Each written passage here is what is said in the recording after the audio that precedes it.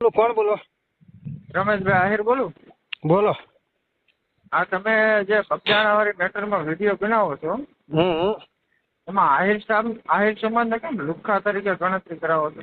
પેલા તમે આખું સાંભળો વિડીયો, પેલા પૂરો સાંભળીને પછી મને ફોન કરો. તમે નામ લ્યો છો આગળ જે XYZ વ્યક્તિનું નામ લ્યો છો એની પાછળ હું લ્યો છો આહિર લુખ્ખો. હા, એ કઈ વ્યાજબી લાગે? જયરાજ લુખ્ખો કહું. પેલા પૂરી વાત આખો સાંભળી લેવાનું.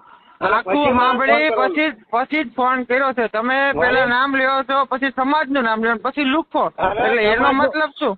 તમે એનું નામ લઈને વિડીયો બનાવો? તમે સમાજને કેમ બદનામ કરો છો? અરે સમાજનું ક્યાં બદનામ કર્યું? તો તમે એનું નામ લ્યો, પર્સનલી નામ લખો. સમાજનું જયરાજ લુખ્ખો એકદમ 17 વખત હું કહું છું.